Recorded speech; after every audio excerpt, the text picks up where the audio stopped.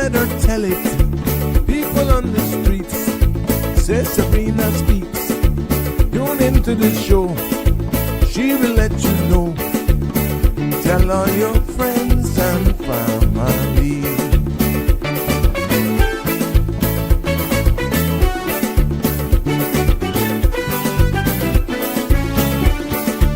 Real talk is no joke. You get the news straight up from grassroots and concerns. You hear some people gone. So tell all your friends to tune in to Good evening, Cayman. I'm Sabrina Turner, and welcome to Sabrina Speaks, your daily dose of clarity, truth, and community insights.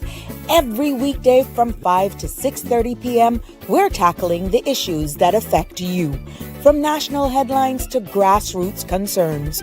Whether you're in traffic or winding down your day, this is your chance to hear it straight and speak your truth. So buckle up, Cayman. We're not holding back. This is the show. We gotta let you know. Now we got to go.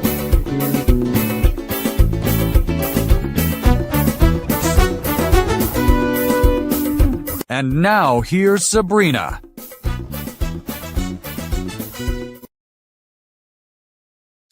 Well, good afternoon, everyone. Happy Wednesday. It's good to be back with you for another episode of Sabrina Speaks. Voices of the Islands, Conversations for the World, the podcast where voices rise, stories unfold, and inspiration takes center stage.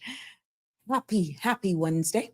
I'm your host, Sabrina, and I am excited to be back here, getting all my links up and making sure that we got everything going. I see you, Marshall. You first to comment to class today. Hope you're all right. Yeah. Yesterday's show was very interesting, and I hope you realize now at 7:00 this evening, it's going to be the Cayman football show. And at 8:00, it's Fit and Fierce by Carla. So we are going to make sure that we finish up some of the clauses that we haven't really went into. Again, the lines will be open, 936-8255, for you to participate in the discussions. And we definitely want to hear from you. And right now, we know that Parliament is ongoing, which, that had to contribute with my tardiness a little bit, just a little bit. But the whole idea is that I will be doing a recap of that for you tomorrow. Well, we know that the undersea cable bill that went through, that was a no-brainer. We knew that would have happened. And the bill now on the immigration amendment now is being debated. Just before going live, the representative for Bodentown East was live. And there we go. Let me just I'm pulling some information, so just bear with me for a second here. But yeah, we are going to definitely bring it to you. And it's very important to hear from you, because you saw where the Honorable Minister tabled the bill.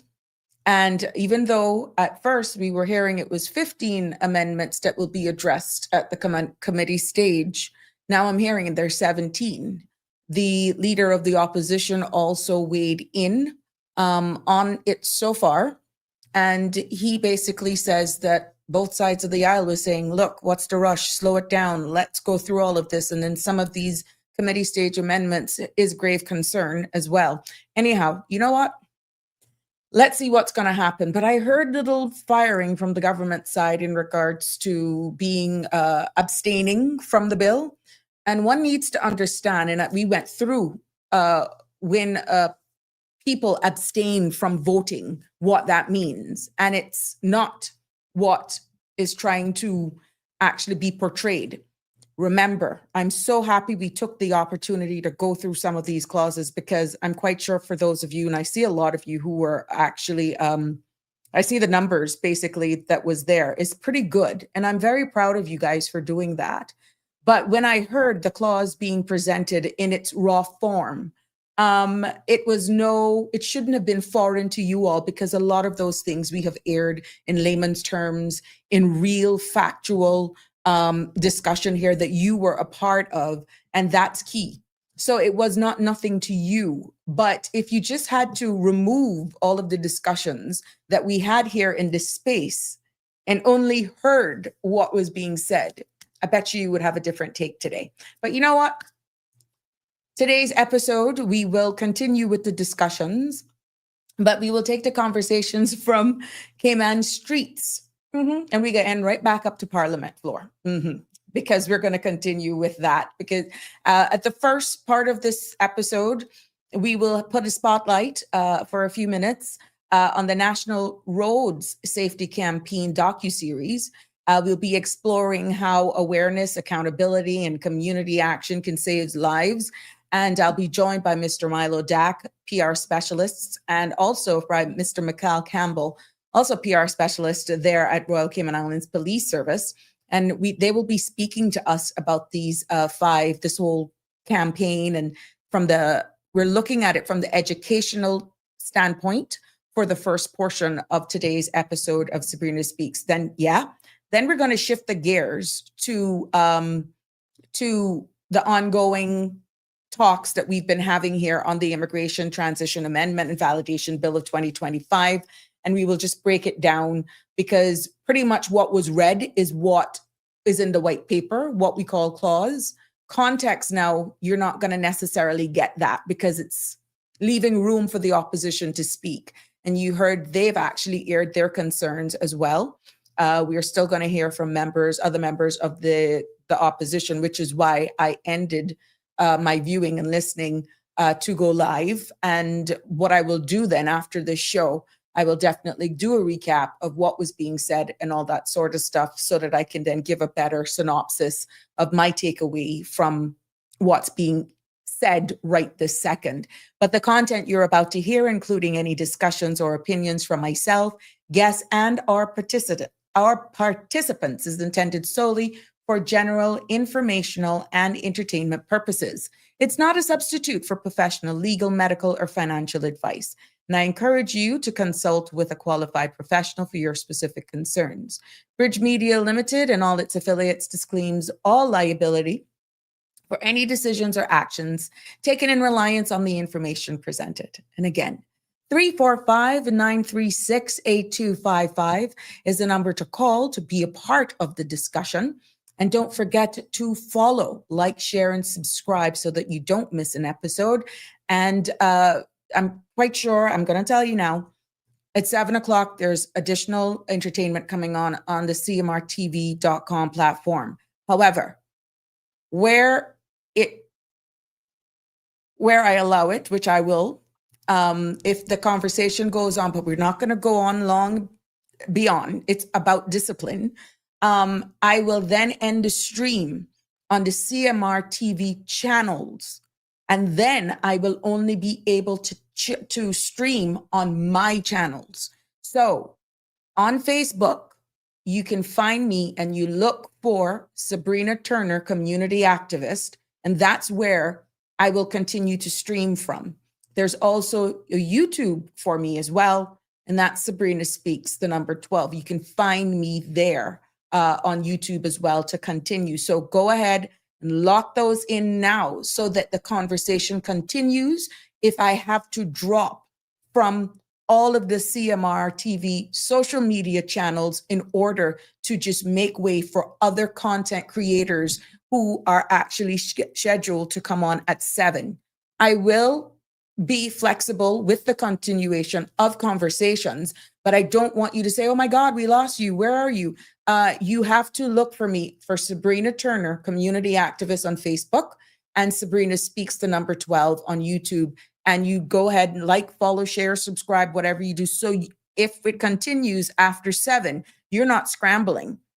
The number, of course, remains the same, 345-936-8255, in order to just be a part of the discussions there. So I want to make that clear to you just in case, because I'm seeing where some of you are a little angry because I got to cut and go. And I don't want you to feel like I'm running because I don't want to extend. It's a matter of just being respectful to my other colleagues. Okay. So that's the whole, that's the 411 on that part. I'm just making sure I can get the latest here for you. So yeah, there we have it. At around the next 10, 15 minutes, we'll be bringing in our guests so we can hear. Have you seen those videos, guys? There are YouTube, a series of videos that are going around in regards to the campaign. And it is, yeah, that'll wake you up for you. So here we go. Let's do this for Jimbo. We got all about the weather here now. We got to make sure we keep it real. The synopsis calls for a stationary front located across the extreme Northwest Caribbean, and a surface trough across the Northwest Caribbean will maintain the chance for some showers as light winds and residual moisture remain trapped in the region. Now, satellite imagery shows a few clouds across the Cayman area. For tonight, the forecast calls for partly to 30% chance of early morning showers. Temperatures will fall to the mid-70s. Winds will be light and variable. Seas will be smooth with wave heights of less than 2 feet. Forecast for tomorrow calls for cloudy, partly skies, with cloudy spells and a 30% chance of showers. Temperatures will rise to the near to mid-80s with a heat index of 95. Winds will be northeasterly 5 to 10 knots, and seas will be slight with wave heights of 3 to 5 feet. The sun will set this evening at 5:47, sunrise at 6:50, and tomorrow's sunset again, Jimbo, at 5:47. The outlook is for similar weather conditions through Friday morning. Thereafter, an increase in winds and seas are expected as a ridge of high pressure builds across the Northwest Caribbean, increasing the pressure gradient across the region. So there you have it. Oh my gosh, today has been one of those days and I didn't go nowhere. So no stories to share with on today. Not one bit of story to share with on it today. Hold on. I see you in the green room. Stay right there. My peoples are coming. So let's just put them in the green room, hold them in the back. Yeah. So we're going to just do this. There we go. I see you. Stay right there. I'll soon be with you. So there you have it, ladies and gentlemen. And birthday shout outs to my bro, Kennedy Ebanks. Kennedy Powery, class of 1990, celebrating his birthday. I know his sister. I missed him. I know it's a lot going on, but Kennedy, you showed up in my Facebook page, again, class of 1990, and I want to wish you all the best. I know you no longer live here. After graduation, you migrated to, I don't even know where you are again. I don't recall. I don't remember. But anyhow, happy birthday to you, my brother. Hoping one of these days we will get caught up and just reminisce back the olden days. I've known Kennedy from West Bay primary days, and even now you see his post every now and again of Facebook. But yeah. Also, congratulations to Shamari. Remember, I told you that he was being acknowledged for CMEX Leadership Awards. That took place on December 7th. In Miami, making his contributions there in Caribbean Media Exchange for his contributions. So yeah, our very own Caymanian. And if my memory serves me well, there were two others as well. Tortuga, what's her name? Her husband and wife.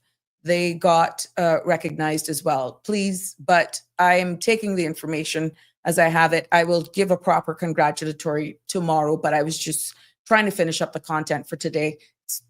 I am, yes, apologizing, but I'm acknowledging you guys nevertheless, because we did do an entire segment on all of the recipients way in advance, but now it's past, it's gone, and pictures are in circulation. So there you have it. Congratulations to all of you putting Cayman on the map and definitely getting international recognition. Hard work definitely pays off, but when you're recognized internationally, that is something to definitely brag about for sure. Hey, Marshall, how you doing? First to comment, Barbara G, good girl. How are you, my love? Annie, good to have you here. Dawn, missed you yesterday. Hope you're continuing to mend. Well, hello to you as well, Damian Henry. Yeah. Lama, hi, good evening. I just lost my car key. Where were you where did you have this? Toyota? Okay, so there's a car key that was lost. It's a Toyota car key with 3 other keys on it. I'm going to need a little bit more, Lama, I'm going to need a little bit more information on this. What vicinity were you in? And what number should you want people to call? Should it be located? But the best thing like this, when these things happen, that should you find keys like this, you take them to the nearest police station, or if you're close to, let's say, a big supermarket or wherever, we'll get more information from you. But I'm hoping you're united with your key in short order. But give us some more details so that I'd be able to help you share that information. Real Michelle, 14.9 thousand views. Yeah, yes. Can you imagine? Thank you so much. That's you guys. That's all of you. When I heard that, in hindsight, to be honest, when I heard 14.9 thousand views, wow, you can't wrap your head around that in less than 6 months, really. But I am just honestly, Real Michelle, grateful to God. I'm thanking every one of you for your support. If it wasn't for you guys, we wouldn't be that successful. Based on the level of content, your participation, the word is definitely getting out. We continue to be respectful, and I am living up to my name of being nonpartisan, making sure that this space is yours and we respect all sides. We can agree to disagree, but it's a matter of just getting the information out there. Let me tell you something. It's a lot of work to do this. First of all, being able to present this at this forum and to not be misunderstood because some people are just thin-skinned or missing the forest for the trees. I know the purpose of the space. I follow your lead. I answer your call. This is not playing politics. I have so much other things I could be doing with my life. I took the heed, we've done it, and now we're being successful. So once you guys are the heartbeat of this, your participation matters. Continue to follow, continue to subscribe, continue to share, and I give you my word, I will continue to deliver. So yes, perfect. That was my question the other day, whether you could keep streaming. Yes, I will be. Sandra told me exactly how to do it, the real Michelle. But what I need to remember now is that I respectfully end the show on her platforms. And then for all of you who are streaming on my platforms, you will just continue because I just don't want to abruptly end, which is what I did the other night. But so I will make sure if it continues, I will respectfully just end it on her platforms, but we will continue on mine. But you don't want to miss out any evenings that's supposed to happen. And this is why I was telling you after the 19th, if it jigs me and I want to, just come on at random, let's say anytime during the day or just go live, I can do that from my platform, from my pages. So that's why it's good for you to follow and subscribe on my Facebook handles and YouTube as well, because at any time during the holidays that I know Connie and all of you guys will be missing, you never tell. I may pop up as a surprise thing and it wouldn't be scheduled, you see, but it'll definitely be on my platform. Yes. Hey, Paul, how you doing? How's it over there in Bermuda? Always good to have you join us. Connie Bonnie is here. Yes. Miss Dorothy. Well, we got, hey, Delcy, how you doing, my love? Yeah, it's so good to have you all here with us. Yes, congratulations. Kinder, gentler world. Yeah, I can't believe it. Let's continue to climb here. Let's blow it out of the charts, and because it's the level of conversation. And I must say, people like yourselves, bedrock cornerstone of this platform, continues to make it a success. Contributors like yourself, Connie, Danny, Mr. Belika, every one of you, Marshall, have been here from day one, even when Sandra took me in my house dress. Shaka Zulu, he was complaining about the light. You guys are the reason we've reached there. And you know, that's why this is really, really something good to celebrate. But yeah, there we go. Did you hear? Government has Premier announced a few moments ago, $500 honorarium.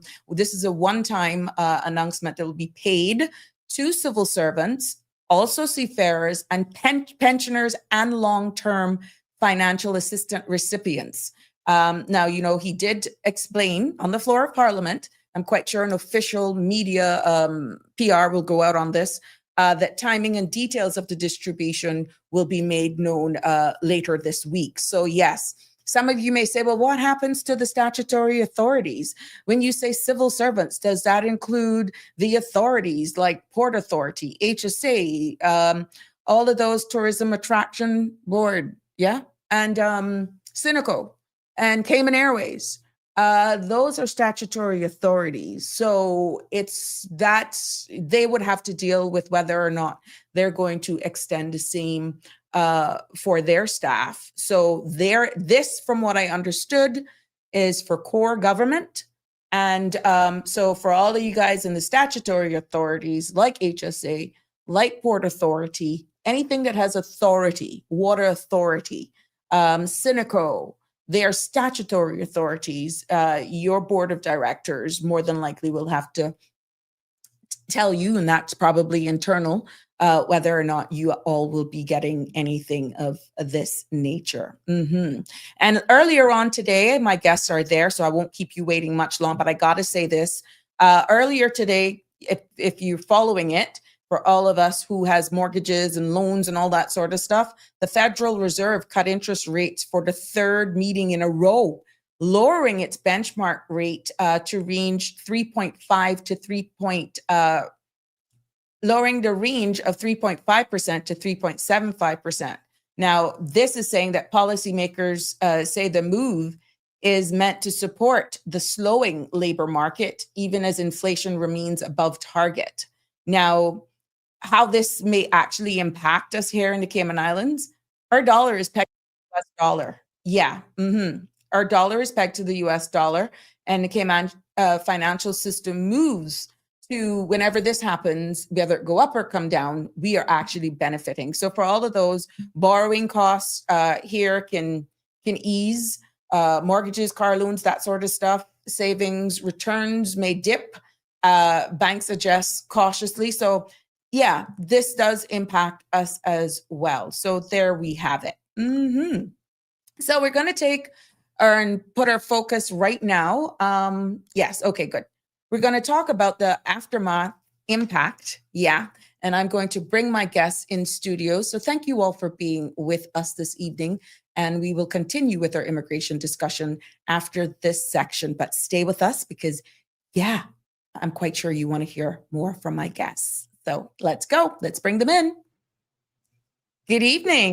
Hi, good evening. Can you hear us? Oh, loud and clear. Awesome. Good evening, Yes. Sabrina. Hi, how are you? Happy holidays to you both. Happy holidays to you as well. Yeah. Now today, for those persons who may join us, because we have people joining us at different segments of our show, this part of our show, we're going to talk about the after the impact. And for those of you who may not have seen some of these videos on our social media handles and YouTube, it is a powerful new 5-episode docuseries under the National Roads Safety Campaign. And these two gentlemen, Mr. Milo Dack of GIS and Mr. Mikhail Campbell of Royal Cayman Islands Police Service, they're both PR specialists. They're going to tell us more about this campaign, shining light pretty much on the realities faced, what it was all about, how it came about. More a community awareness side is where these two gentlemen is going to take us to give us a little bit more focus on exactly what it is. So, gentlemen, let's start with the basics. And at any given time, both of you can weigh in with your responses. You can expound as much as you want, but we're going to make sure that we cover as much as possible based on exactly what we're here about. But yeah, let's go straight with the basics. What exactly is after the impact? Thank you. Yeah, so as you mentioned, the title is After the Impact. It's a 5-episode docuseries that was created in partnership with the Royal Cayman Islands Police Service, the Cayman Islands Fire Service, Health Services Authority, and the Department of Public Safety Communications. So all of the four first responder agencies. Mm-hmm. Essentially, the purpose was to show the lived experiences of first responders, because they are often a group that don't really get considered when it comes. Hello? Yes. Go ahead. Yeah. I just saw something disappear. Yeah. So they're basically they live through the emotional, psychological, and professional realities of road traffic incidences in Cayman, and they're quite often a voice that people don't really consider when it comes to a tragic road incident. So we really wanted to have them in their own voices tell us about what they experience and what they go through, to really kind of raise awareness of like the deeper emotional storytelling aspect behind road safety, because it's not just about, you know, a quick slogan, it's not about a fancy graphic, it's not just a one and done thing, it's something that people live with their entire lives. Right. Very, very interesting. Now, what do you hope viewers will take away from seeing that side of the story? Like when you look at all of these, I've seen some of them, and actually, I teared up, because having been in the uniformed services myself and having worked in the hospital, hearing it from first responders themselves impacts somebody who's working in the environment. But what are you hoping viewers will take away from seeing these stories? So I think it's pretty simple. What we are aiming for with this is, with any road education campaign, the aim is to drive changes in behavior, pardon the pun. So it's the emotional impact that we're looking at, and seeing these faces that you may be familiar with, and even if you don't know them personally, they are people that know people that you know, and people that you can recognize the way they speak, the way they look, to hit that home, so that when you hear the actual concrete emotion and the personal experience behind it, to kind of put yourself in those shoes. Because I think for a lot of people, the impacts of road accidents and collisions from a little fender bender here or there are kind of abstract, something you hear about, but it doesn't really impact you directly. Right. So to see that those persons speaking directly to their experiences, we just want it to be something that makes people stop and think twice, and then get them to actually look at the potential impact, so that they can actually change their behavior, so they don't drink and drive, stop speeding, be patient on the road, don't pick up the phone while you're driving, or try to send texts, or even people, sometimes even watching videos, and always wear your seatbelt. Those are kind of the four main pillars, I would say, of our strategy, because those are the things that we see that impact not just causing collisions, but also the effects of the collision as well. Right. We're just hoping to drive change in those four areas. I think that's the overall strategy of the campaign, of which this is one part. Now, how was they all, going into the production side? What went into that? So I think, because not everybody, you can respond to an accident, but you're talking about, oh yeah, you want me on camera? You must be crazy. Yeah, I mean, I think I'll start with saying that this wasn't something new. I'm sure if anyone who is passionate about road safety probably would have seen similar initiatives and campaigns from across the world. Storytelling is not something new. We have it every single year in different formats. We talk about our culture, we talk about our history, we talk about, where we come from and why we're here and where we're going to be. We read books, etc. Storytelling is something that's really powerful if used in the right way. And so we really wanted to try and shine a light on the first responders, because, as I said, I think people kind of forget about the fact that they go through this time again. It's not something that they get to, grieve and then move on, because they don't get to move on, because they deal with one and then next month they got another one, and the month after they got another one. They're constantly having to relive what they go through. Right. The different incidences, different people involved, but ultimately the trauma is still just as impactful for them. So in that sense, we wanted to kind of use what we've seen from across the world and I mean, for me, growing up in the UK at school, and I think my accent tells you that I grew up in the UK while I was at school. We had a similar road safety initiative come to our school. We turned about 16, 17, and we're looking at getting our driver's licenses. Mm-hmm. And first responders on stage talking to us about road safety in this similar way and talking about what they've gone through. It wasn't just an educational thing saying don't speed. It's don't speed because if you speed and you crash, this is what we had to deal with in the aftermath. Mm-hmm. And so we wanted to kind of tell that local context. So we wanted to use, voices, as Mikhail said, that people in Cayman may know. They may know someone who knows them. They may have dealt with them themselves.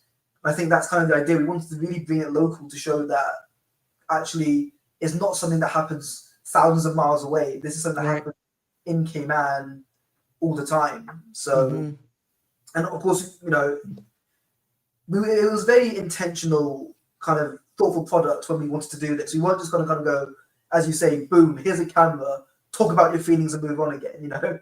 We worked with them for weeks, preparing them. We set up meetings. We made sure that they were happy talking about it. And I think that one of the people who attended one of our information sessions basically said, this is hard to talk about, but it's harder to go to the scenes themselves. Yeah. So if what we do makes a difference here in the studio, then if that reduces even one less road death this holiday season, it's worth it. Mm-hmm. So I think that's kind of the idea that, this wasn't an easy process. And, I was there, Mikhail was there, we were filming it. And as you say, it brought tears to you. We were hearing this stuff raw for the first time, unfiltered, emotional stories. And powerful to be part of this kind of project, to see it, how it was shaping up, to hear their stories. Yeah.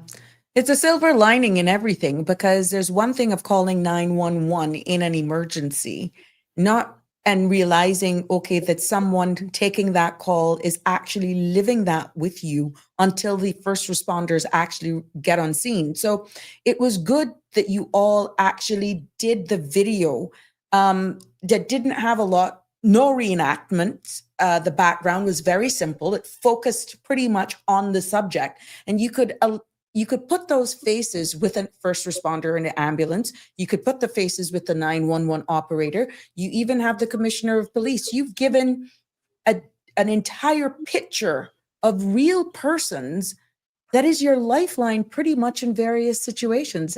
That is amazing. And I think that's why it resonates so profoundly with people, because there's not a lot of distraction in the background for how it's been delivered, is what I'm trying to get to. Yeah, I think that was really important for us to not try and do reenactments and to not try and tell a story that either didn't happen or did happen and that would, upset someone, because obviously we are a very small, close-knit. Yeah, I think, as he said, I think a lot of previous efforts, I would say, and even international campaigns that you see around the world, in terms of there are two. Maybe you could say there's two main styles that are used. So there's the very dramatic, shocking reenactment that kind of shows you a version of what that could look like for you if you're experiencing a collision. And some of those are very, very effective. But I think the idea, especially for Milo and his team, who were the initial drivers of the campaign, or of this project, was to take a different approach and to give you that one-on-one. Because, as human beings, we connect with each other through speaking and through looking at each other and hearing stories being told. So that can be just as effective without having to have all the things that go into doing like a convincing reenactment.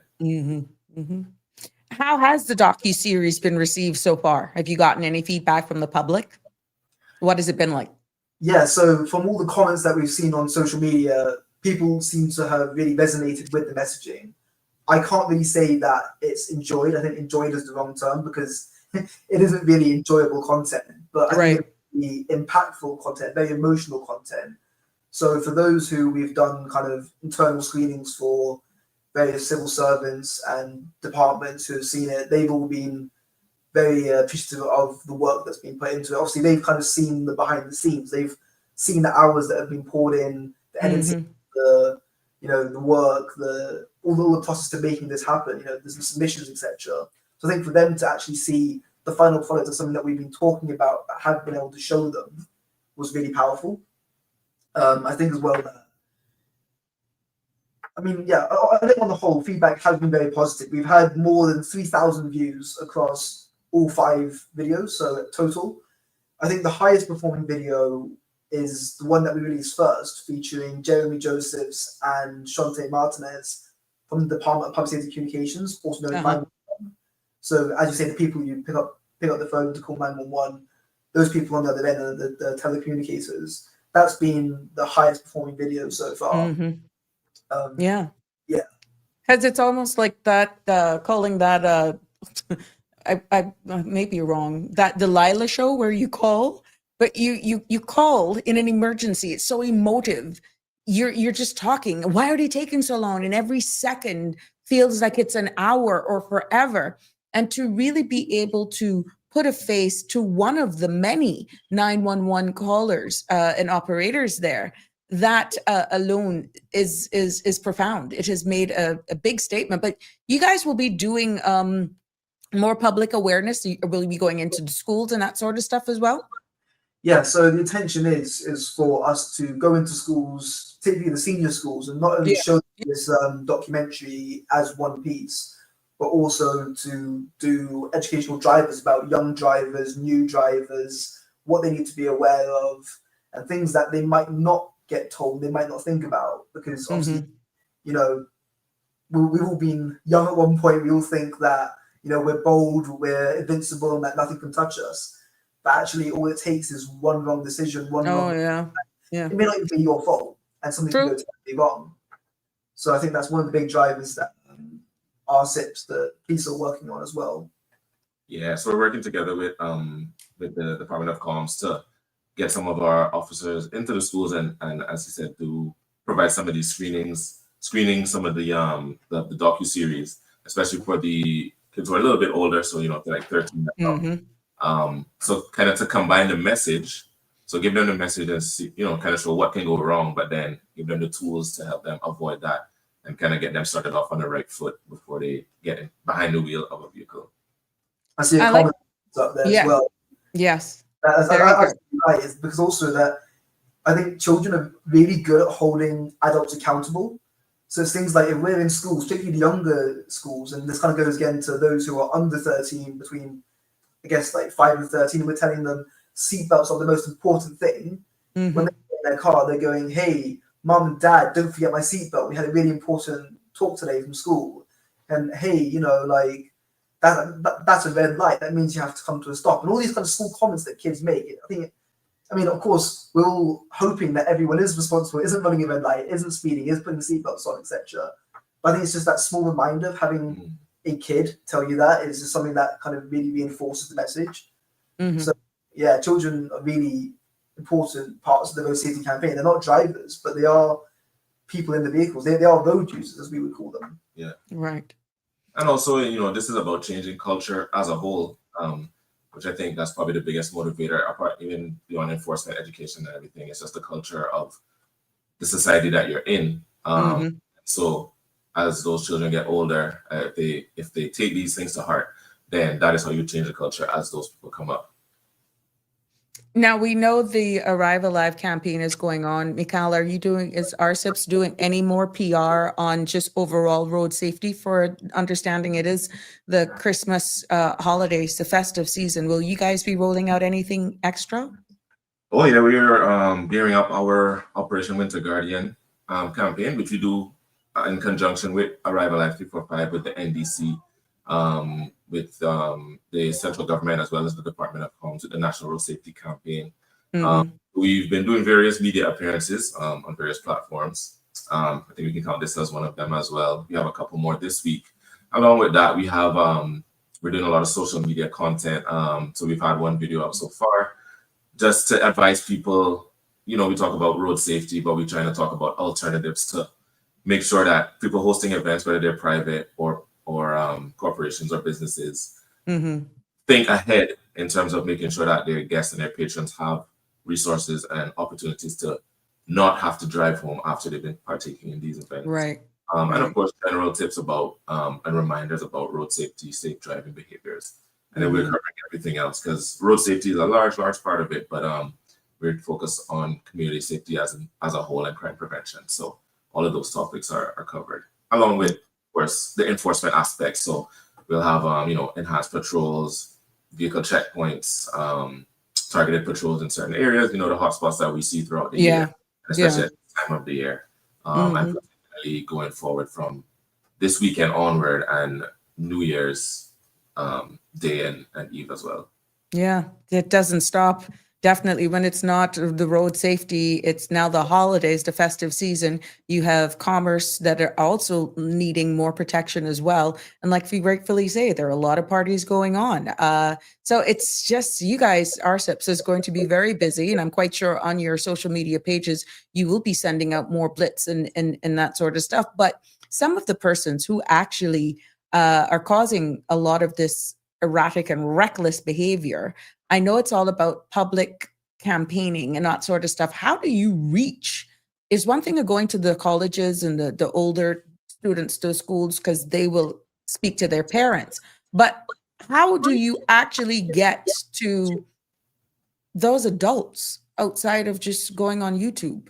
Is there, it's almost hard because they then have to subscribe. You're here, we got the reach.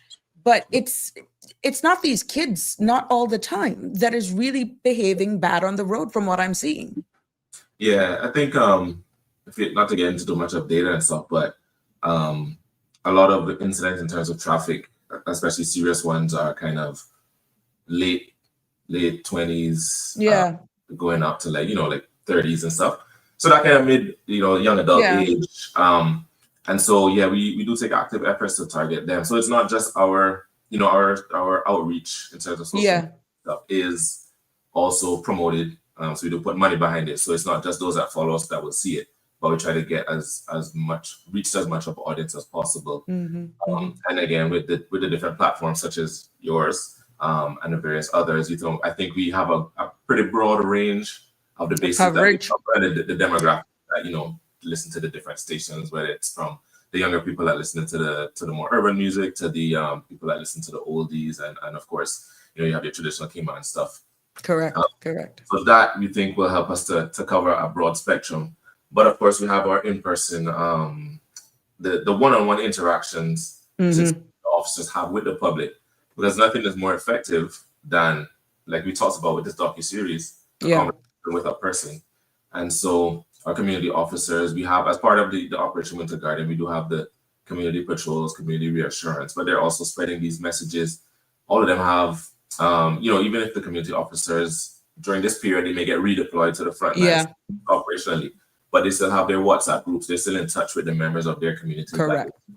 So they can get these messages directly, straight from the horse's mouth, as you would say. So those are all the methods that we try to take to reach as many people as possible. And I know that you guys had also spoken about doing some community meetings and stuff. So so kind of with the wider campaign, we're working with different kind of partners in the community. So on Saturday evening just past, we took part in the Camana Bay Christmas holiday market. So stand there, we were interacting with lots of people. And I'll be honest, I didn't think we would have a huge amount of people interacting with us, but we actually had more than 100 people come by to talk to us about road safety. We had a quiz that people could take part of the test there. Wow. Road safety and kind of interactive elements. The community officers in Camana Bay came by to have a chat with us as well. And people are interested in the subject. And I think, so kind of go back to it, Camana Bay is one of our partners. We've also partnered with CUC as a big partner. We also have all the intergovernment departments. We've just partnered with Cineco and Inspire Cayman Driving, because they have like a safe drivers program they just launched. So lots of different community partners, and there are tons more. We've got Flow as well, Cayman Cabana, Thatch and Barrel. And I kind of don't want to miss anyone out, but I'm just trying to think off the top of my head now. We won't get you in trouble. That's okay. We'll help you. All right. Listen now while Mikhail's talking to make sure we don't miss any. But there are some really great partners out there that we are working with, because, as we say, it is a community effort. Correct. And I think that's kind of working with the community you may not follow us, but you may follow another page. And Exactly. starting in January, we're going to be rolling out the kind of some of the other kind of, I guess the word is influencers in the community as well. So like Mhm. post social media pages and radio shows, etc. Those who people listen to, etc. Podcasters, etc. To try and get them the opportunity to be involved in the campaign. Good. Going Good. through our partners, Flow, Alrighty. CUC, Cineco, and let's see if I can load the full page. Stingray Media is a big one we've just partnered with. And I think that's it that we've confirmed, but the list is still growing all the time. So we're constantly adapting, constantly evolving, constantly bringing on new partners, tailoring our messaging, etc. So obviously when CUC came aboard, we had a radio show probably about 3 weeks ago with them, and they were talking about vulnerable road users as it relates to their work crews, because we kind of think vulnerable road users are just pedestrians and cyclists. Actually, it's the work crews on the roads as well, those who are making repairs to light poles, Correct. putting things out. And obviously that's a point of frustration. People go, oh, yeah, I'm being delayed on my journey now. And they may be more impatient, and these crews are doing their jobs, and they're the ones who are also vulnerable because they're on the road. Correct. We've heard some horror stories from the NRA and the Water Authority crews as well. That have these signs out there, and it's just amazing. Even you put the signs, road worker, whatever, people just speed by, and it's a risk. So yeah, I'm looking forward to that. But gentlemen, any closing thoughts, any final recaps you would like to share with us before we end this segment of Sabrina Speaks? So I think the only thing we would urge everyone to do is take a few moments to watch a few episodes of the docuseries if you get the opportunity to. And it's on the Cayman Islands government YouTube channel, which you can search via YouTube, or you can also go to our landing page, which is www.gov.ky/road safety. If you access that page there, you'll be able to see not only other educational content we've done, such as blogs, but there's also a link there to the YouTube playlist, so you can, hopefully learn from the first responders who took part in our series. And there we go. I just listed the link. I just posted the link. Awesome, thank you. Yeah, I would just say from our end, from the police, if you want to follow us, our social media pages, a lot of that content that I just discussed will be posting there. So RCIPS_Cayman, which is Instagram, and then just search RCIPS, Royal Cayman Islands Police Service, on Facebook. Also, just want to give a shout out to the National Drug Council and their Arrival at 345 campaign. So coming up, the highlight of their campaign, of course, is the Purple Ribbon Bus, which is on New Year. So they've expanded it a bit this year with the support of the ministry to include a lot of side roads, not just the main roads. So it's like you have an even closer bus service to wherever you're going to be going or coming from. Right.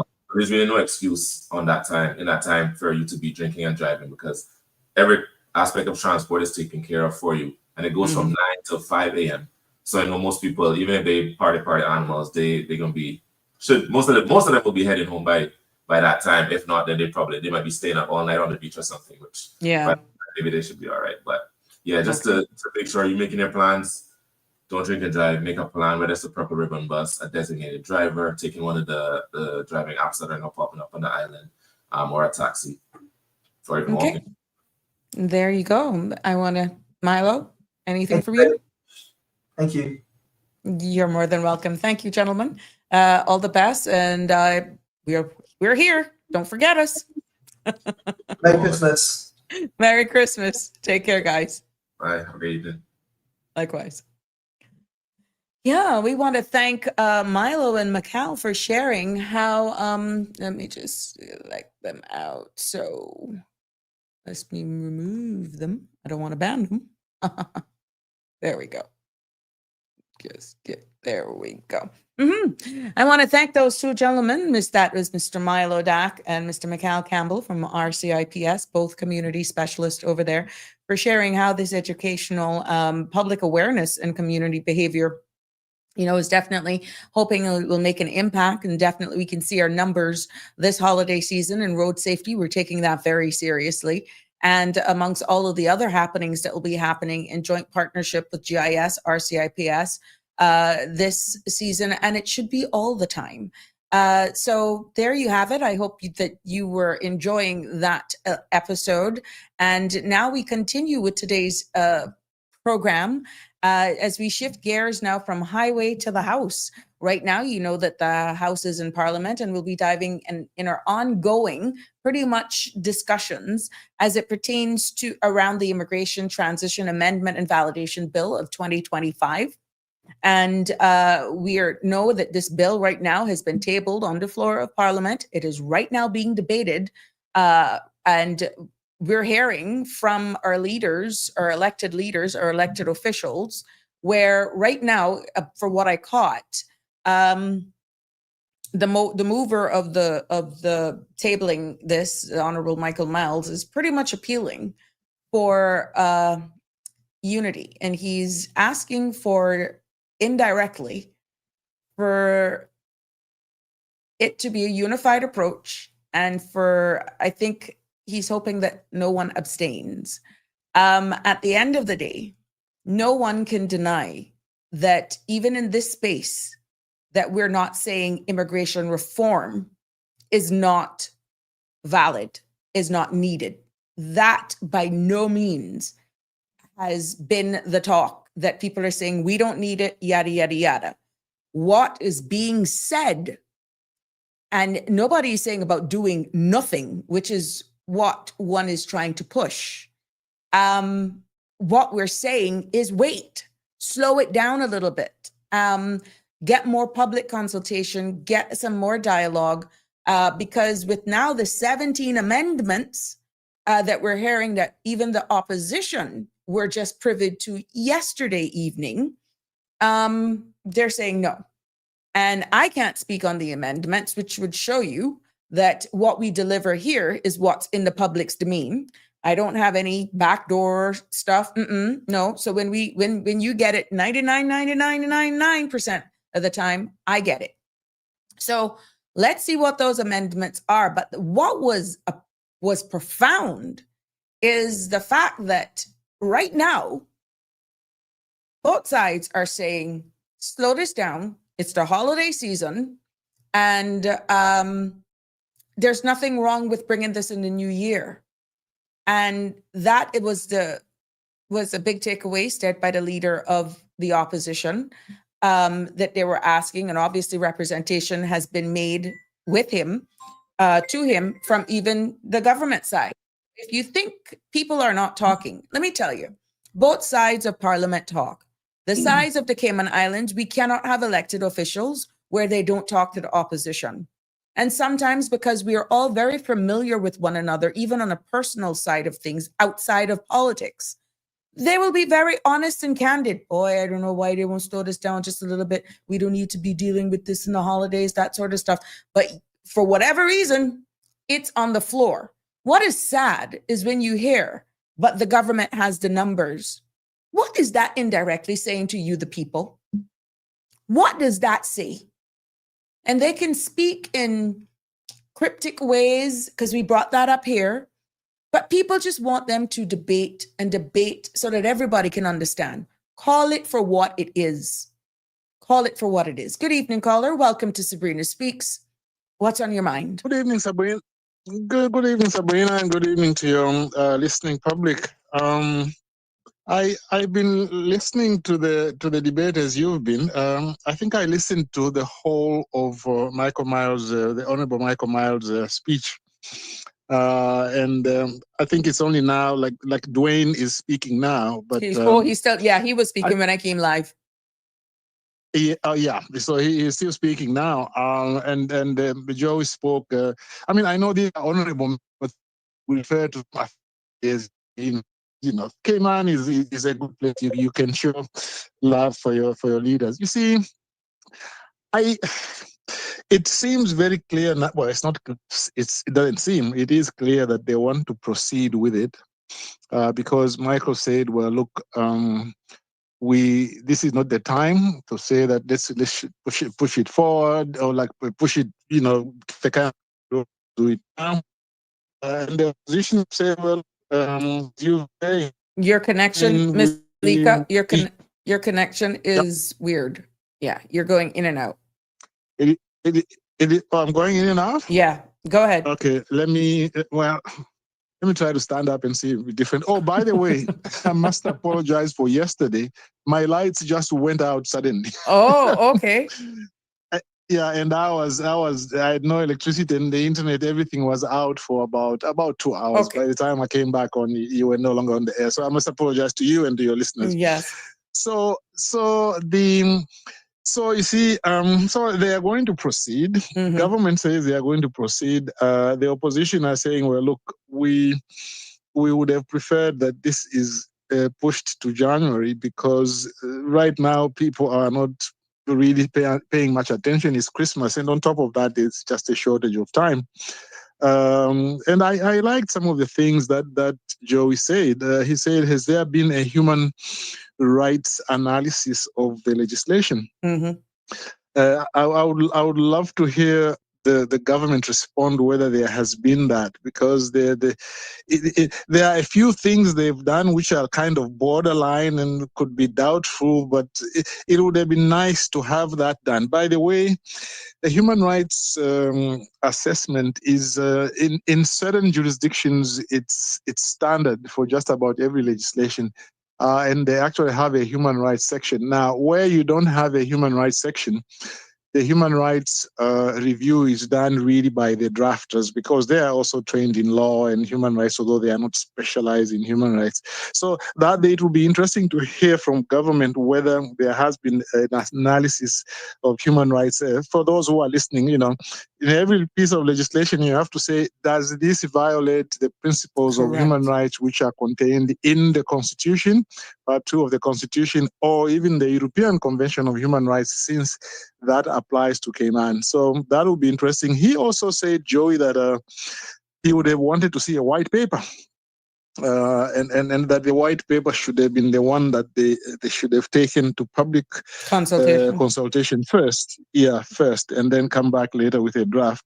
And I took a note here. He said it was the whole procedure. He said it was the bill, the way it was being handled was procedurally tainted and socially divisive. I think that's what he said. Mm-hmm. And he also mentioned some clause, or like because you see, now we are totally confused. There's a clause in this committee stage amendments, and then there's a clause I think in the amendment bill. There are a number, yeah. Was it 29? Mm-hmm. One was 29 and another one. But I mean, of course, we can't follow because these were all amendments that was not in the public's domain. And they themselves, the opposition, just got it late yesterday evening.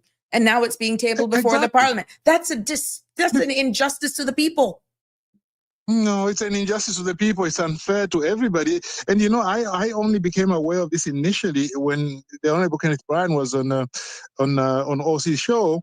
And he said, well, there are 17 amendments which we got yesterday. So he's saying the two more were added. Mm-hmm.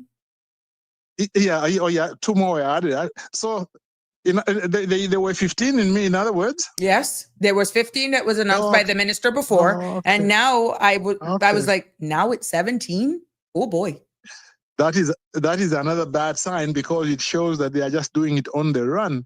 And Joey mentioned one or two clauses which are fundamental, like they go to the way in which status is going to be granted. And he said, well, look, how come you bring this as an amendment and at the last minute together with the other amendments? I mean, really, he made a lot of good points. And I don't know how you bring 17 committee stage amendments in a bill which is amending 37 sections already. In other words, already, so it's like 17 amendments to 37 amendments to be debated in less than 24 hours. I mean, I don't know, but that in itself is convoluted, just trying to understand it. But here we go again, caller.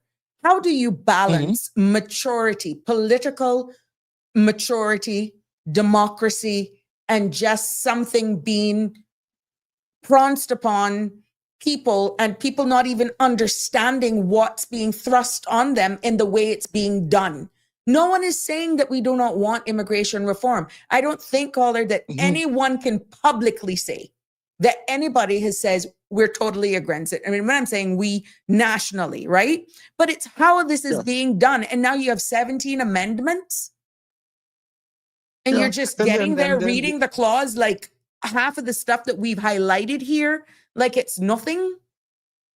Yeah, you know, Sabrina, the way I see it, I don't want to use a strong term, but it is bordering towards arrogance, where people really have come out. And I think most of the people who have spoken about this have been polite. The usual suspects, you know, they spoke, they said, well, look, the government really should give people an opportunity to discuss these. Nobody has called them names or anything. And so I don't see why they are so intransigent. They want to proceed with it. I also didn't hear him say anything. This is Michael when he was giving his second reading speech. He didn't say anything about the regulations. No, you know, nothing, okay. Oh, nothing. Yeah, Who cares? They got the you know, numbers. yeah, They got the numbers. So what are you going to do? They've got exactly, you know, and how do you have to explain why don't you have the regulations now? And like you have to answer the point that we can't really vote on this bill if we haven't seen the regulations, because you are saying yes to something which is good. It's an unopened box and you do not know what is inside. So I don't know, but to me, you see, this is the point I was trying to make yesterday when I started off with that long history. I won't call it a lesson, just a history account from 2003, 2004.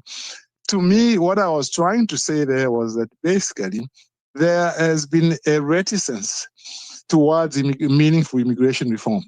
You know, every time when it has been done, it has been like pulling teeth. The private sector are pulling the other way. And yesterday you mentioned about how they are actually preserving something which they shouldn't be preserving. Exactly. For people in That's the government, future. you know, There's future doing the that they're opposite. preserving. Totally opposite. But how can you realize where it is looking like a divide, right?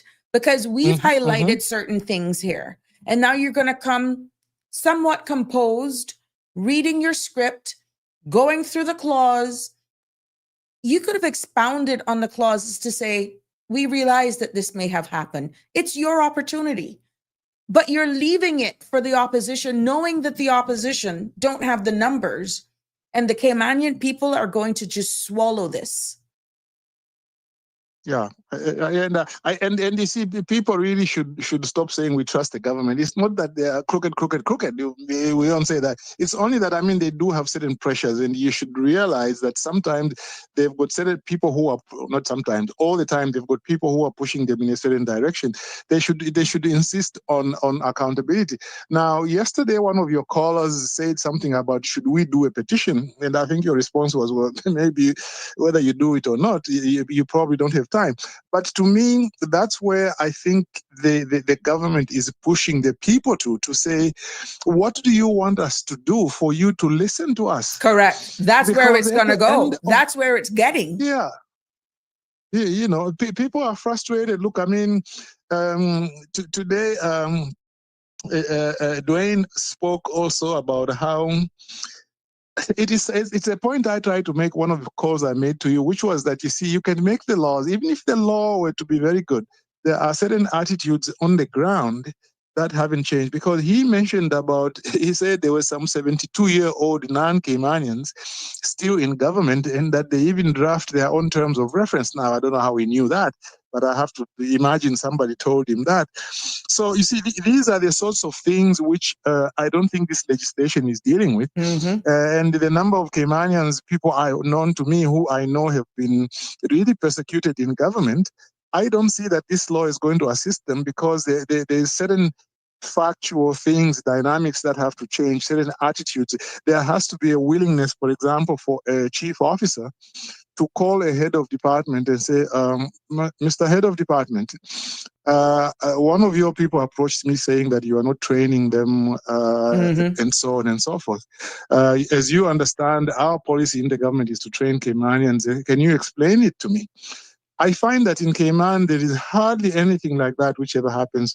Usually what happens is that when you go to a chief officer, or shall we just say higher, the higher authorities just say, oh, you have to accept the decisions of your managers. No, no, no. But if the managers are not fulfilling the government policy, which is to Caymanize positions, okay, you can't make a chief officer can't make a decision for a head of department, but they are the supervising officer. They can ask and say, well, what is happening here?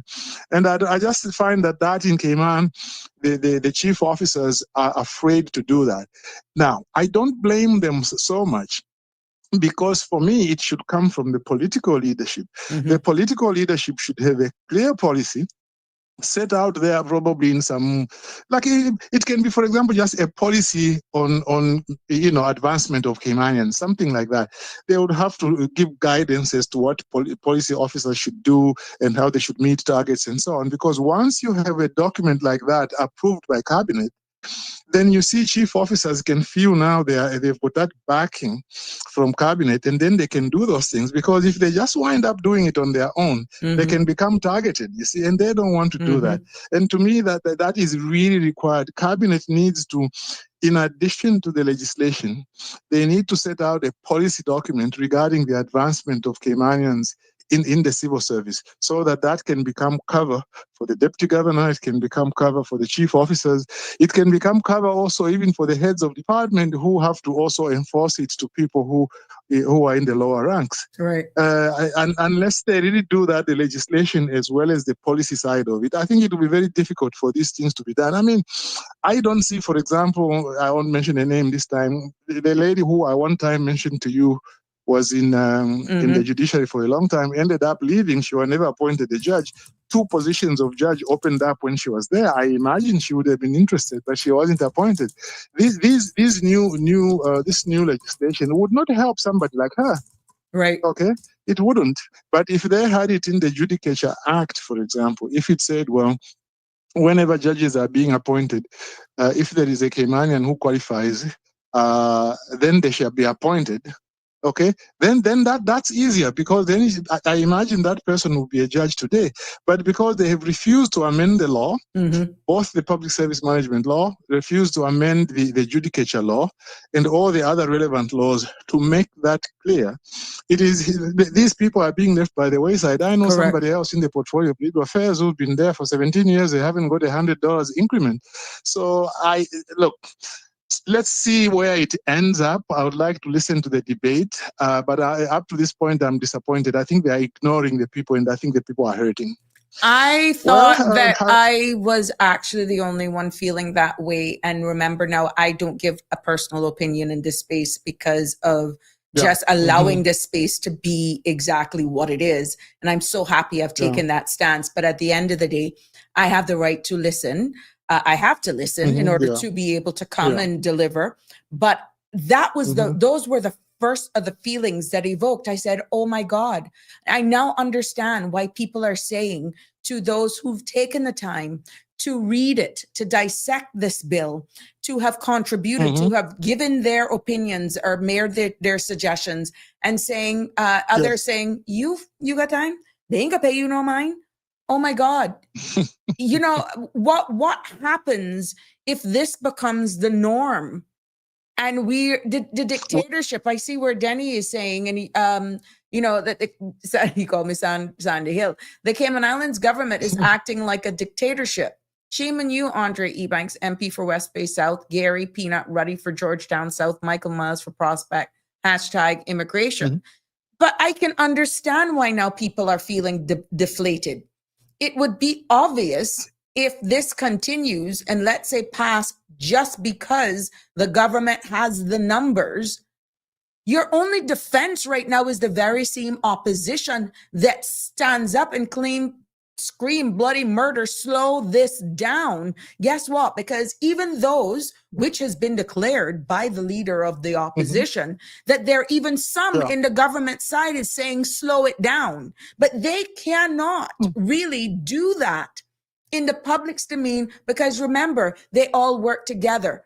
Caller, what does that say for true representation from your leaders?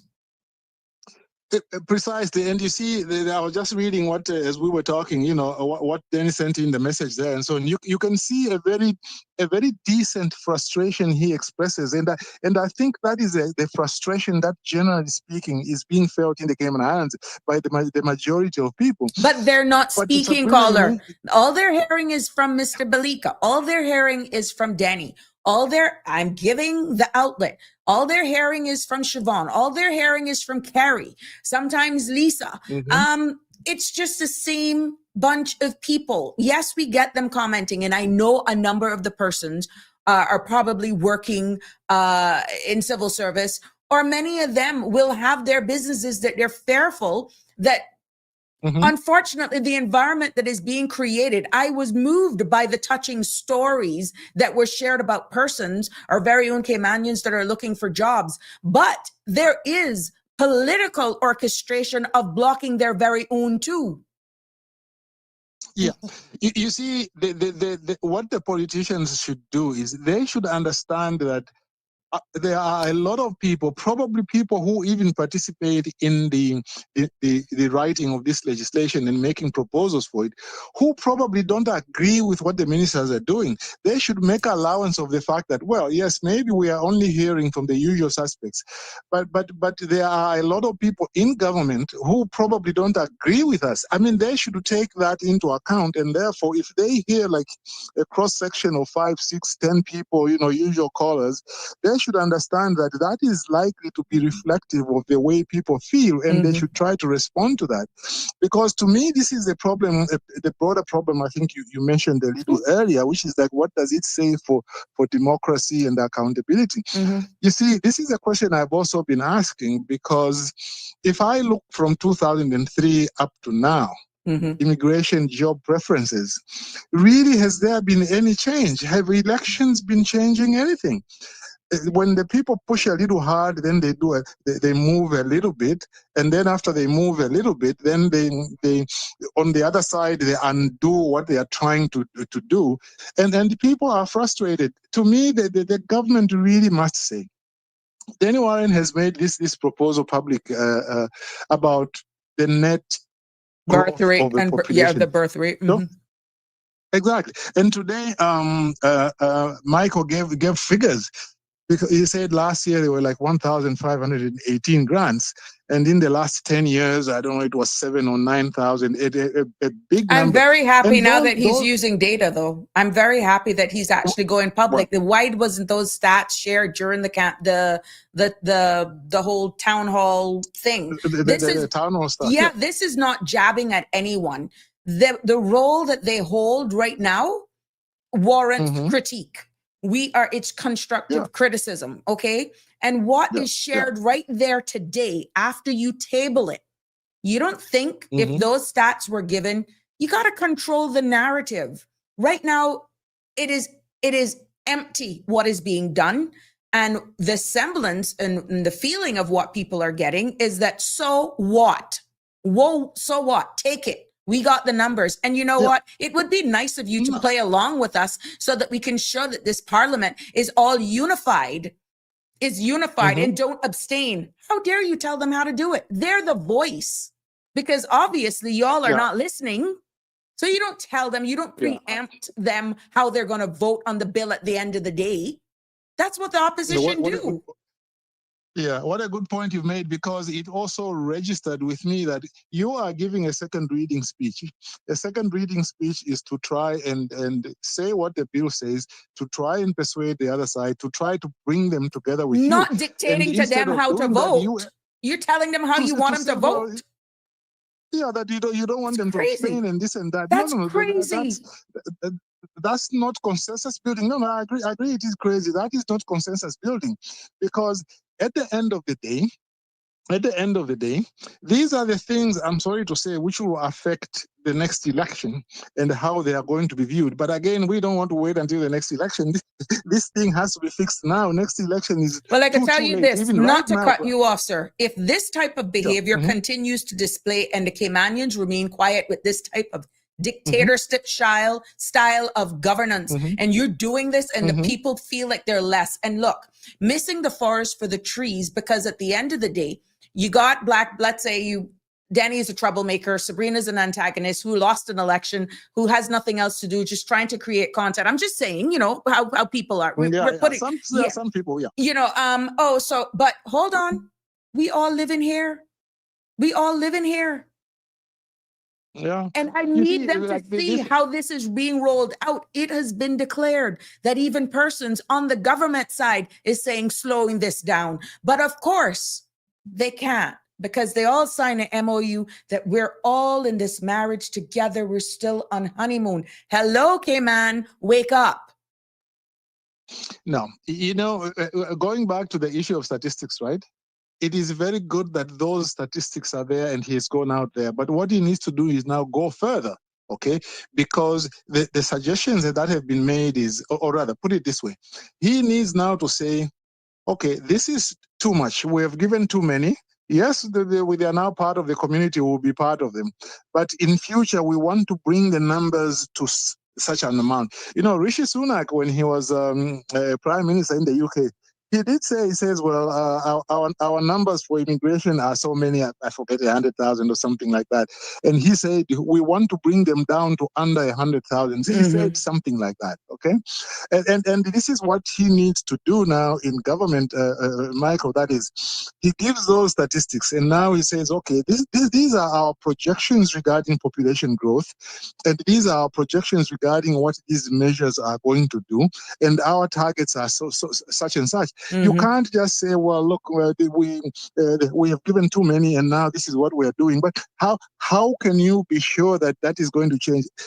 Mark my words, you could have even more status grants in the next 5 to 10 years with this bill. Hold on. You deserve this. You deserve this.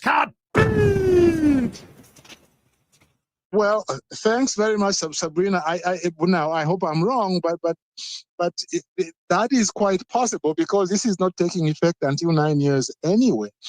You're not going to see the impacts. You're not going to see the impact for 9 years. You won't see the impact, because now I know the 1,500 plus. It was a particularly high amount because I understand there was a backlog, right? Because it was like 8 and because the backlog, and for they sort of like granted in 1 year what they should have granted in 2 years, something like that.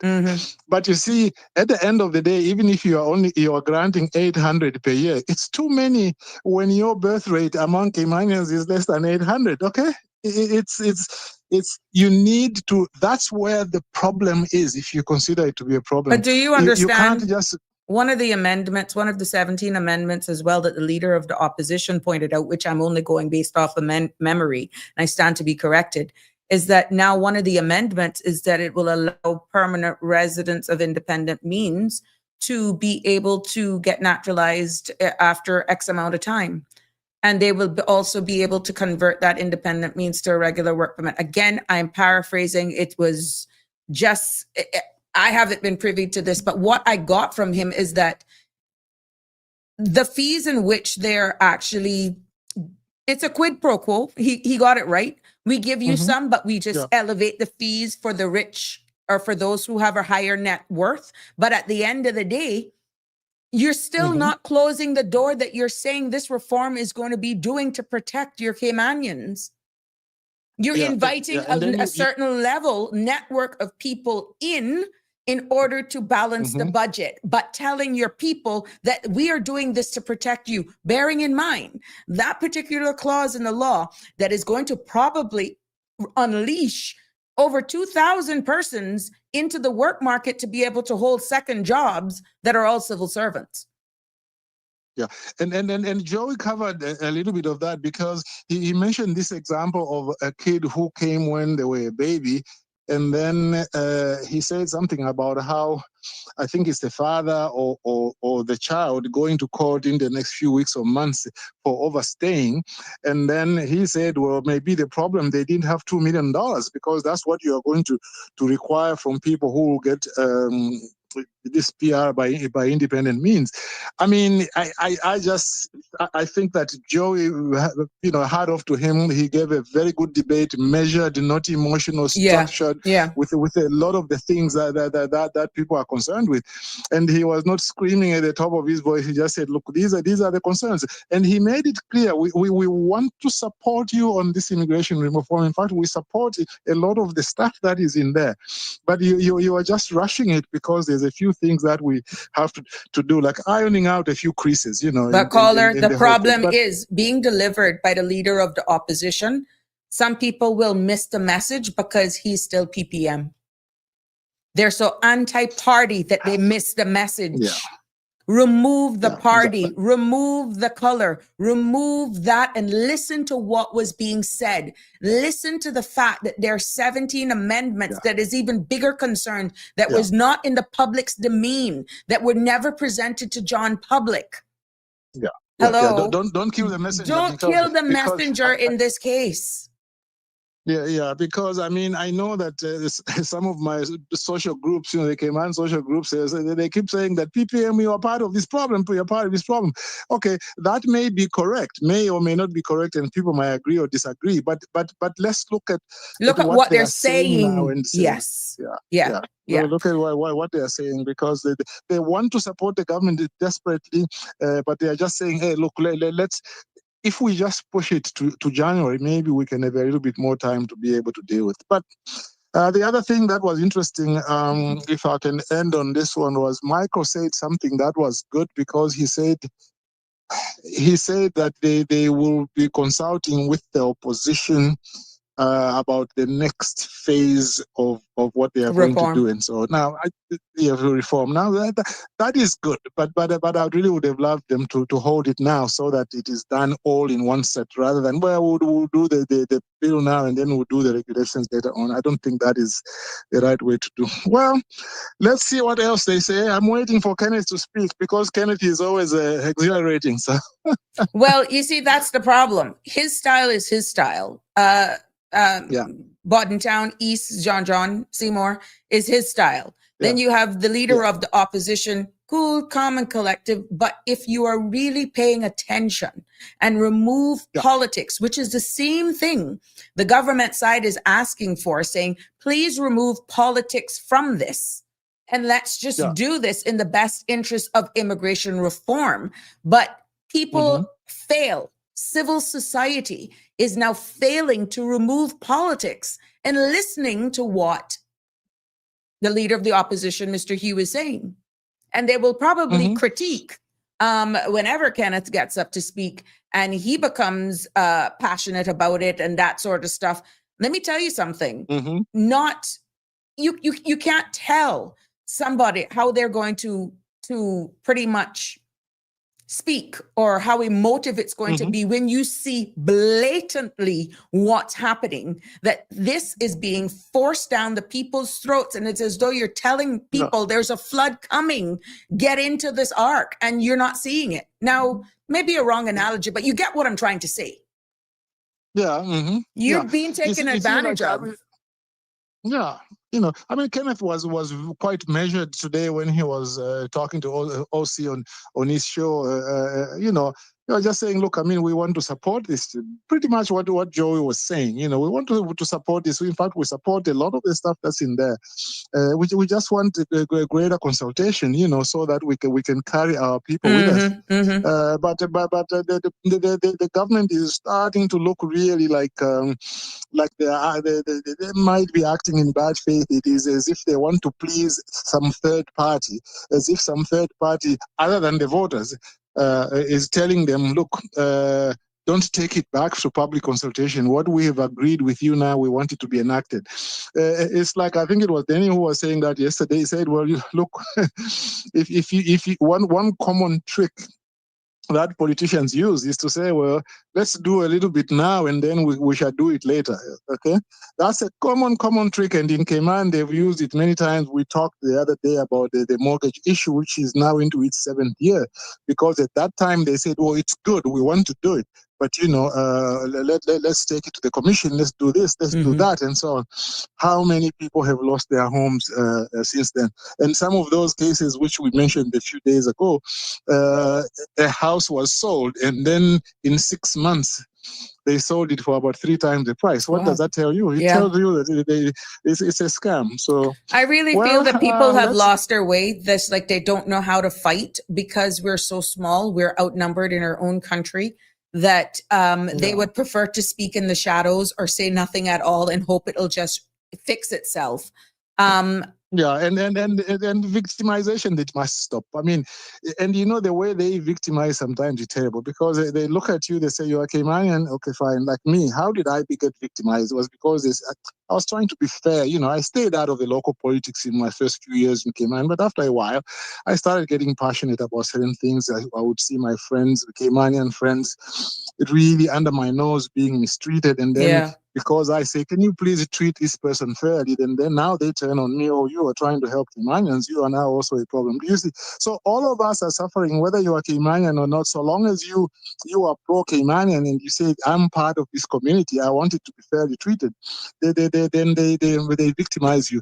Cayman is too small for anybody to be victimized. Exactly. Okay? Cayman is too small. Everybody is a second or third or fourth cousin to the other one. And I think there's need to, that's one of the things I like, which Dwayne said. He said something about how we need to learn to love each other now. I don't know how you teach people to love each other. I suppose they can go to church a little more, but I just like the fact that he said that we need to learn to love each other and to be able to pull together, even if we disagree sometimes. I mean, there were good things from all speeches, and I'm sure there will be good things from other speeches, but in the end, the question is, where is the beef? Let me leave it there. Thank you so much. Always a pleasure to have you on. Talking to you, Sabrina. Always a pleasure. Okay, Thank you so much. Bye-bye. You too. Thanks. Sure. There you have it. 9368255 is the number to call to weigh in on this. I'm seeing some of your comments here and I'm posting them. Jim says, people don't listen. Sadly, they respond to be heard. It's all about party. Who likes who and who doesn't. Doesn't matter if it's right or wrong. Typical politics. Look at the USA. Well, I could be honest with you, that is a big problem here. And we feel the impacts of that type of mentality, Jim, because of our share size. And like I said, I have no stake in the game here in regards to where this goes, but puts me in a very good position because I can look at it objectively and just critique and call it for what it is. And to be honest with you, what we're feeling right now is exactly some of the comments that are coming through, that we're being taken advantage of. 1, because the government definitely has the numbers. 2, so what? Our people are passive. Whoever is possibly pushing this agenda that they're comfortable with having so much amendments being done at the committee stage, and you, the voting public, you, civil society, have little to no say in regards to these 17 amendments that will be done and the impacts that it will be having on you because of maybe the targeted audience that they're targeted and they have wealth behind them. But like we said, if that is indeed the case, and I think the leader of the opposition alluded to this, you're still putting all of these fees one way to deter, but you're still taxing the very same people that you are actually needing to keep monies circulating in our economy. It's not really making sense. They said it right. It's a quid pro quo. We amend the law, meaning we amend the law that makes the environment more favorable for you all, because at the end of the day, yes, the people of the Cayman Islands are saying we need to protect them, but the reality is we need your money. So this is how we're going to do it. We're going to definitely table this. They're a passive group anyhow. Only a few will be making a noise, get on a talk show here, get on a talk show there, but that's okay. Christmas is coming. They're going to be sidetracked anyhow. Here's $500. Let's shut them up. Is that what we're settling for? And then you know what? When we present this, it is in the best interest of the opposition to play a game right now, because it didn't look too good that they all abstained from the national budget in finance committee. So I wonder if they're going to do the same here. We don't know if that is the substance behind why it was presented in that way. We don't know. But exactly what the caller alluded to is of poor taste. It is of poor taste. And I feel you're missing the message because we're too caught up. And I understand party politics. We're just too caught up in party and missing the obvious. Let me tell you, these amendments that I have privileged to be seen, that is in the clause, I can't speak on what I haven't seen yet, okay? But just the section that I pointed out yesterday about civil servants, non-Caymanian civil servants being able now to come out and compete, that pretty much is protecting them. Should there ever be a list or an industry that protects your very own locals, once they are a civil servant, that is now embedded in law that they will be able to come out and work in even industries that is predominantly by Caymanians, Houston, we got a problem. We got a problem. How can they say that that is the case and they're protecting you? And then you're opening up other parts, like total new sections are being added that there would not have been any public debate on. Now, if these 17 amendments were placed in the public's domain, where are they? And how long? How long were they out there? Have we heard from the government? Have we heard from the ministry of these 17 amendments prior to it being tabled on the floor of Parliament? Or, okay, because the Caymanian society is so passive, they're so hush-hush, they're so fearful of whatever, that they will, it's only going to be a small percentage who are going to talk about it anyhow. They'll suck it up. We'll butter them up. We'll butter them up eventually. Is that what we're settling for? Is that where we're headed? Because if that's where we're headed, let me tell you something, everybody's going to feel this. And some people will say, well, we got to start somewhere. But I tell you what, I feel with all of these amendments and the mere fact that this is only phase one, the fact that you have members sitting around the very same table with you that says it should be slowed down till at least the first quarter of 2026, who's really running the country? Good evening, caller. Welcome to Sabrina Speaks. Good evening. Good evening. Oh, we got a compliment on you. They didn't realize how handsome you were and even your voice. I found it. Yeah. Somebody complimented you, Denny. Well, appreciate it. Yes. I remember when you had a break in the last government and you were part of the group that came onto the radio and talk about the differences that in process about how the government was being operated in the last administration. And what I find interesting is that the premier seems to be doing the very same things that he was complaining about leading up to the election. You can't have a situation that is not procedurally fair be defended by him and others who are in cabinet, and then but then criticize a previous group of people for not following procedure either. That's duplicitous. I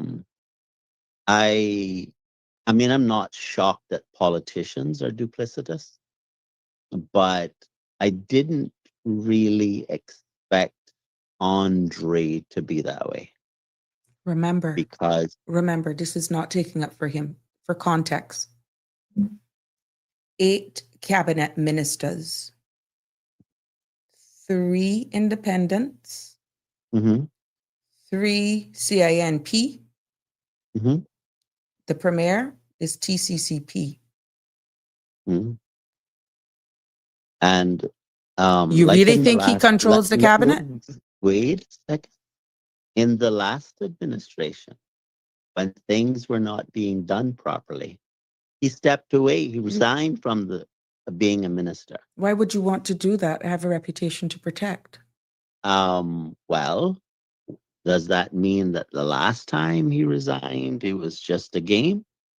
He would have to answer that. I know my reason for walking, and I, he walked I, with me, for the record. I understand, but the point I'm making to you is that if he wants to give us the impression that he doesn't agree with what the government is doing, then I would expect him to step down in the same way based upon principle. But we Because don't know what is which being government done, members spoke to the leader of I, the opposition, is what I'm saying. But let's say. I'm not, this isn't just for the premier. Mhm. This is for all of them. Gotcha. If you believe that what is being done is wrong, you should resign, make a statement, take a stand for something, okay? Because the damage that will be done by this bill, with these provisions that, especially what you outlined yesterday, that is going to have a profound impact on the Cayman Islands. And remember the one because about the national, the BOTC and all the children being here for 10 years, that they're belongers. Exactly. That isn't even amended. That gate is still wide open. And now we're definitely putting civil servants, non-Caymanian civil servants, where they can also compete in the workforce. Absolutely. And so I would find it hard to accept that the premier would want this for the country. Okay. But if he just goes along with this, he pushes this forward, and though whoever the others are, or I shouldn't say others, whoever it is that are ministers that don't agree with this should make a statement. They should not just accept this. And the public, people, if you sit down and you think, oh, what difference does it make if I say anything? That is a defeatist mentality. It is cowardness beyond measure. And that will not help us. We have great power that we are choosing not to use. And we should make our voices heard, because this is the time to stand. Tell the politicians to stop this nonsense. How could you have almost half of the bill being amended, and we don't really know what it is? We haven't had an opportunity to weigh in on those amendments. You just hear it on the government thing. You just hear it. The operative word in public consultation is public. I shouldn't have to explain this, but public consultation needs to be public. How do we weigh in on proposals if we haven't even heard them? They can do that, Denny, because our culture does not speak up or speak out. I don't know if it's pride. I don't know if it's fear. I don't know if you don't want to rock the boat. I don't know what the apathy is, Danny. Well, if they remain silent, what happens will be as a result of their inaction. Maybe they're at a network that they can just pick up and go to another country. Who cares? But I'm hearing, I think John said, he's the voice for the voiceless, hope for the hopeless. That should be the consensus of everyone when it comes to listening to your people. Well, is he calling for the government to engage in proper public consultation? What little I caught, because he was still speaking even when Mr. Balika was on, and when I came live that I had to cut it. I got from him that it is the way in which it's almost being forced down people's throats. So in other words, for what I caught, I can't say what his presentation was, but what I did catch is that he was in his own way without calling it. And I don't like that. Just call it for what it is. Slow it down. Speak clear language. Stop speaking code in between the lines.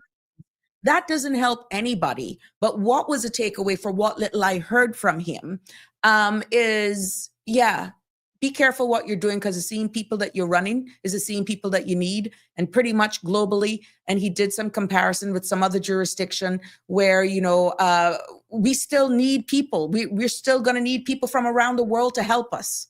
That's not the point. Nobody's arguing that we won't need people. What we're arguing about is whether we have the policy properly developed that protects our interests. Mm-hmm. And that's only what I got. As I said, I did not hear his entire presentation. So right, but what you talked about yesterday is a very, very damaging thing for this whole effort, because the government is clearly looking out for someone else's interests, and it's not Caymanians. Or is it who is writing or who is writing it? Yeah, I can understand the National Party wanting to just barge ahead with this, because they told us that they want to just run it like a business. Well, businesses don't ask you for your opinion. You just implement things whether you like it or not. Now, I think that's very poor, improper governance. Okay? Mm-hmm. But when it comes to politicians who didn't take the position that they're going to run it like a business, then they need to actually take our views into consideration. Mm-hmm. But in order to take our views into consideration, we needed to be afforded of the opportunity to know what the issues are so that we can give our view. You can't have 17 amendments for the amendments that was never publicly discussed. That's ridiculous. And the first time we're hearing about them, we're not even hearing about them, is from the opposition, because they were just fed them, but we didn't even hear the amendments. I stand to be corrected, from the government. Well, I think the Premier should be ashamed of himself. I think all the other ministers of cabinet, the members for the national team told us the truth. They said they're going to run it like a business. So they were really telling us they're not going to ask our opinion. They will just implement as they see fit. So they weren't being dishonest, even though I disagree with their position. But the balance of the ministers was trying to give us the impression that they're looking out for the interests of the Cayman Islands. And what I've learned about this amendment bill makes me feel very sad. The Cayman Islands, the Caymanian people need to speak up.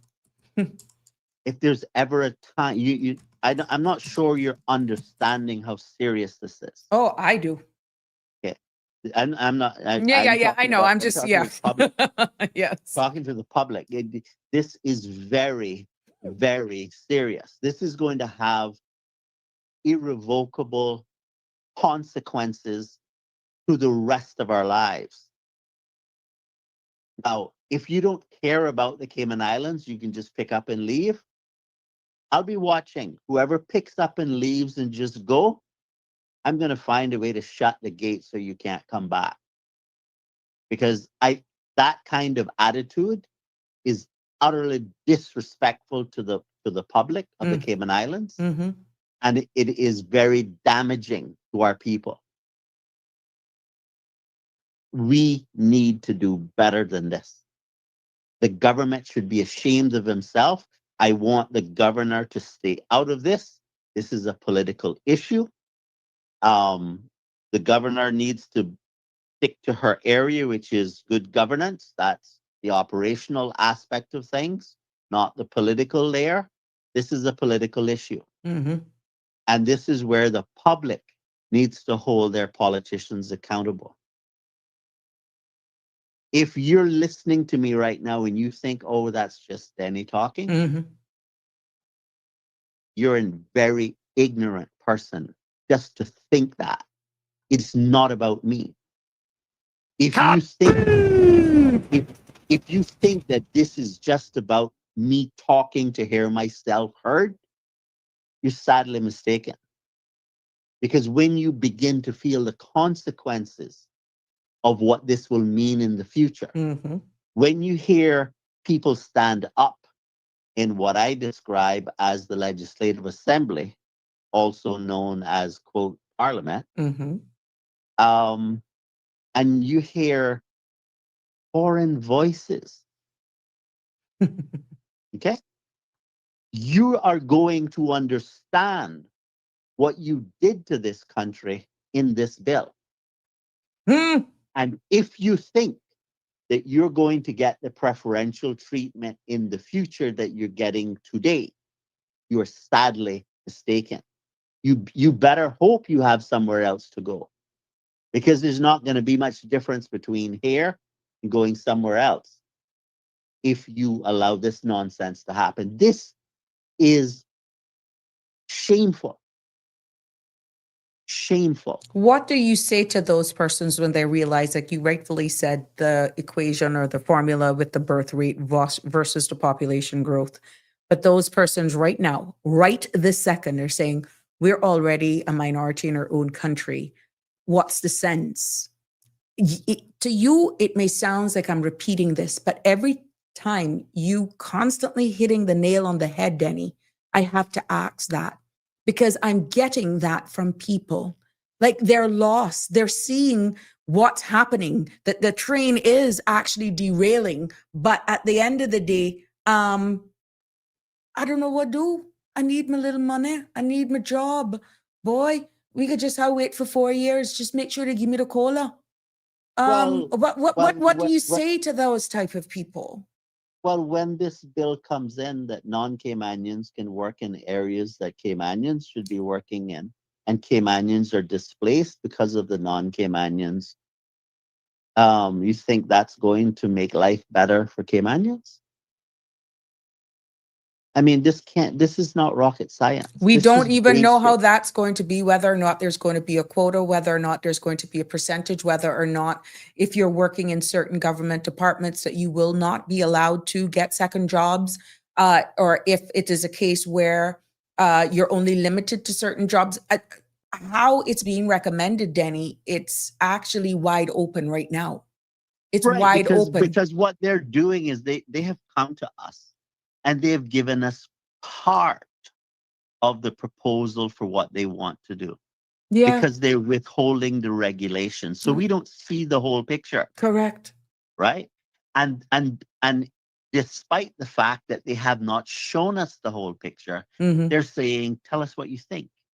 And then when we say, well, don't you think we should understand your entire proposal before we give you our opinion? Mhm. And they're like, no. You that's enough. You don't need to know any more than that. Do you understand how disrespectful that is? Mhm. They think that we are fools. Okay?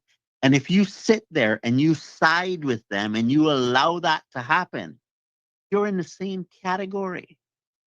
Yeah, see the 25. have- See the 25 there. I posted on the screen that amends Section 55, the Principal Act, to make it clear that persons employed as civil servants may carry on gainful occupation in the islands, including gainful occupation in respect of any restricted area of employment, Denny. That any restricted area of employment, Danny, is actually like putting something in there because they know what's coming in the next phase. That's right. And when I heard you explaining this to the public, all I could think to myself is, oh my God. Mm-hmm. This is not good for Caymanians. And if we have Caymanians who are unwilling to stand up for Cayman right now, when would be a better time to do so than now? I'd like to hear an answer to that. When would be a better time to stand up? Because right now, Cayman needs your help. The reason we live in a society in the way we do is because it is not possible for any one or two people to just do it all themselves. So we need a larger group. That's called a civil society, which means that in part you have to look out, in looking out for your own interests, you have to also look out for the interests of others. And if you refuse to look out for the interests of others, it will not be long before you find yourself alone. And it's not going to be nice. Now, I know that some people can't bring themselves to not be selfish, but we're sacrificing the entire concept of what the previous generations fought hard to give us. And we've inherited it. And to some extent, I could see how we don't fully appreciate what it really cost and felt, the pain that it felt, the sacrifice that took place to give us what we have today. And so we might not fully, because we don't fully appreciate that, we might be reluctant to fight as hard as they did. Right. But one day, your children will look at you and your grandchildren will look at you and they will wonder, why were you so afraid to fight for them? And in that day, the people who are looking at me and saying, oh, that's just Denny, they could say that all they want. I really, really don't care. But I know that I will be able to look at my children and say, the odds were against me, but I fought anyway. Yes. It's true. I hope that Caymanians will stand up. And all you need to do, you don't need to sacrifice anything. All you need to do is say, I'm hearing things being discussed that we didn't hear when you were doing the public consultation. And we want to have further conversation on this to get it right. Nobody's trying to derail immigration reform, but we need to get it right. That's all you have to do. Just tell them, please stop. But if you don't do it, if you don't pick up the phone right now and contact your MPs and tell them to stop now, they're on the second reading, right? Yeah, they're on the second reading. It's being debated by the members of the opposition. But right now, what they need to do is everyone needs to WhatsApp, because they're in Parliament. I stand again to be corrected because I'm not watching the live, or I don't have the live on. Yeah. But if they're there, send them a WhatsApp message if you so happen to have their number. And just make sure, and I'm not going to cut you off tonight, Denny. I'm going to actually stream continued with this conversation. But it is that important. And this is a public appeal. This is a public cry this evening, that people are feeling disheartened, that this is going, first of all, how it was tabled, the tune, the mannerism, that it was tabled. It's a poor taste. It's a poor taste. And it is a slap in its faces, civil society. Yeah, and the public needs to understand that the reason why they're going through this the way they're going through it on this second reading is when they call for the vote, that's going to be it. Yeah, that's it. Yeah. That's it. And I don't think, repeat that again for me, Danny. When the vote is called for the second reading of the bill, that will be it. The third reading, the decisions- third, they're on the second reading now. Yes. Yeah, but the third reading is that's essentially a formality. Mm-hmm. This is the meat of the matter. Yes. That's being in the second reading is the meat of the matter. And if they wish to pivot, now is the time to pivot. Mm-hmm. And I would ask the public, please, if you don't want to do it for yourself, I ask you to do it for others. Please contact your MPs and say, look, we want some more time for proper consultation. Pause this process and let's have a proper public consultation.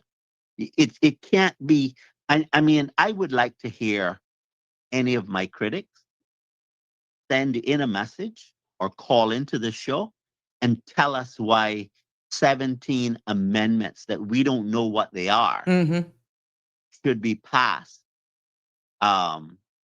This is 17 amendments to the amendment. Mm-hmm. Okay? Yeah. Hold on. Think Stick a about how pin. complicated that is. Stick a pin.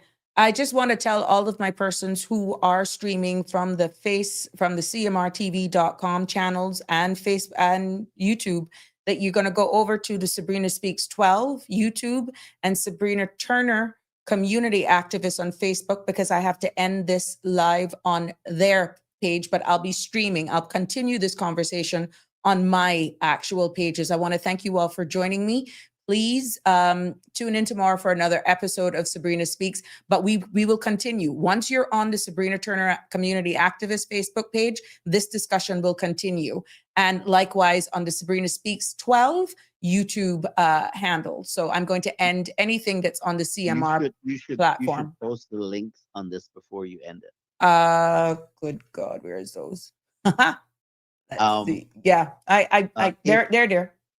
It you know, what is really frustrating is that people don't take action, but they don't tell you why they're not taking action either. Correct. They just sit there in silence, and this is a really, really serious.